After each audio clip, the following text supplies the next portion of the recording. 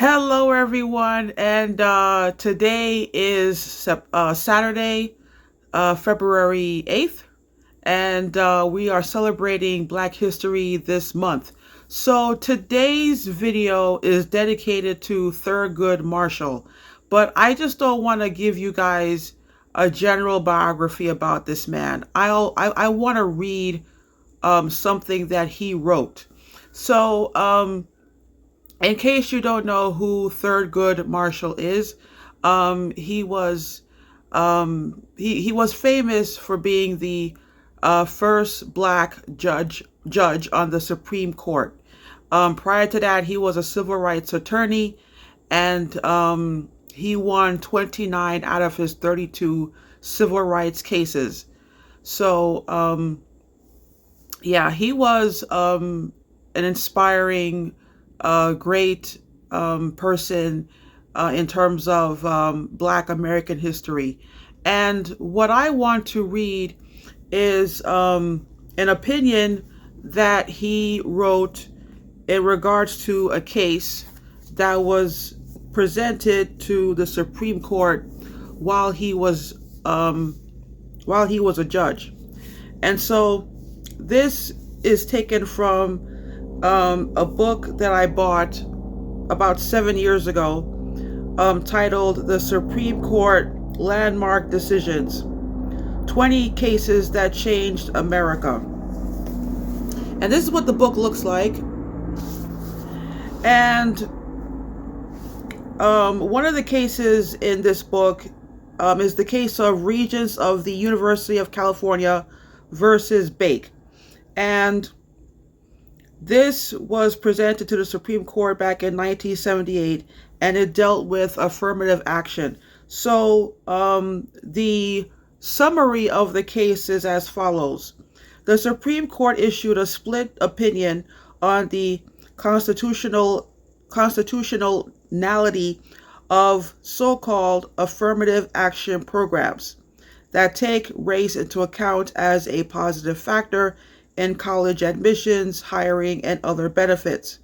When aimed at remedying past discrimination, such programs are permissible, the court ruled, except when they involve quotas that reserve a certain number of slots for minorities and exclude whites from eligibility. So this is a case that most people don't talk about anymore. But the reason why I'm bringing it up is because nowadays there's a lot of talk about DEI this and DEI that. Well, DEI is just a new terminology for affirmative action. And affirmative action has been talked about for the past 50 something years, 40 to 50 years. And so this is a very important case because it dealt with affirmative action.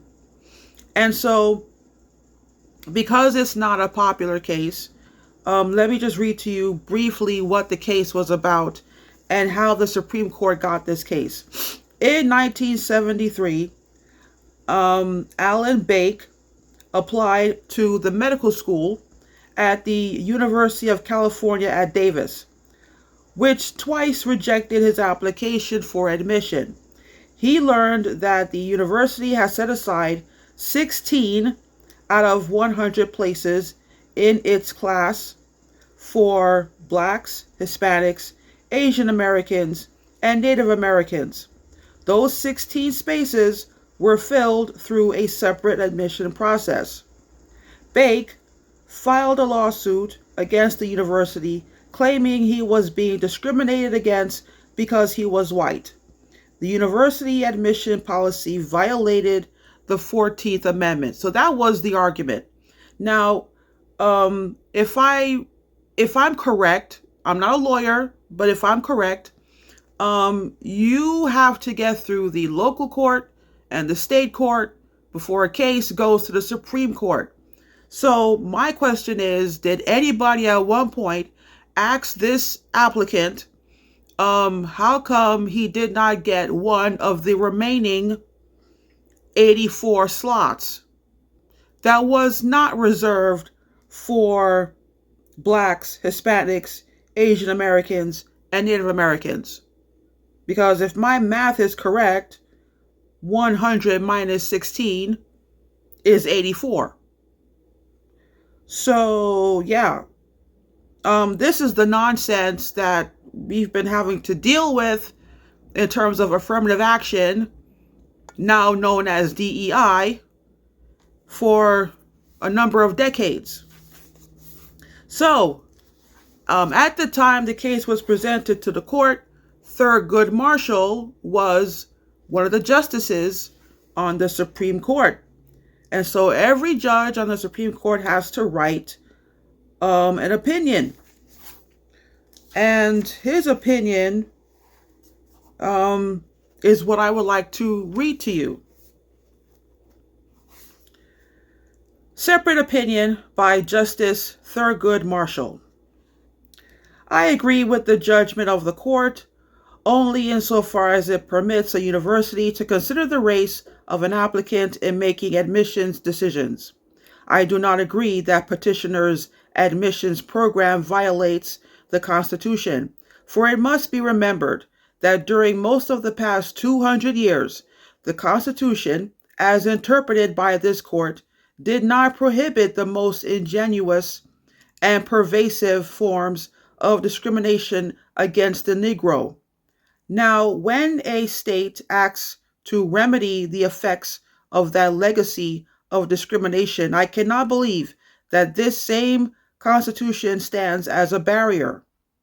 The status of the Negro as property was officially erased by his emancipation at the end of the Civil War. But the long-awaited emancipation, while freeing the Negro from slavery, did not bring him citizenship or equality in any meaningful way. Slavery was replaced by a system of laws which imposed upon the colored race onerous disabilities and burdens, and curtailed their rights in the pursuit of life, liberty, and property to such an extent that their freedom was of little value. The position of the Negro today in America is the tragic but inevitable consequence of centuries of unequal treatment. Measured by any benchmark of comfort or achievement, meaningful equality remains a distant dream for the Negro. A Negro child today has a life expectancy which is shorter by more than 5 years than that of a white child. The Negro child's mother is over 3 times more likely to die of complications in childbirth, and the infant mortality rate for Negroes is nearly twice that of whites. The median income of the Negro family is only 60% of the median of a white family, and the percentage of Negroes who live in families with incomes below the poverty line is nearly 4 times greater than that of whites. I do not believe that the 14th Amendment requires us to accept that fate. Neither its history nor our past cases lend any support to the conclusion that a university may not remedy the cumulative effects of society's discrimination by giving consideration to race in an effort to increase the number and percentage of Negro doctors. End quote. And let me just say I apologize if I mispronounced any words in this opinion. I am sorry about that. But yeah, it's quite a wordy opinion, which I would expect from a judge. But yeah, like I just wanted to share that with you guys, and just get inside the mind of Thurgood Marshall instead of just giving you a typical biography, which is what most people do. So yeah, I am really glad that I bought this book. And if you are interested in buying the book, I bought it at Barnes & Noble's. And here it is again, the Supreme Court Landmark Decisions. So check it out. And I I hope you enjoy it. But anyway, so anyway, take care, everybody, and happy Black History Month. Let's keep continuing remembering our history. Remember, I mentioned this in the previous post. I will mention it again. Our history is in our hands.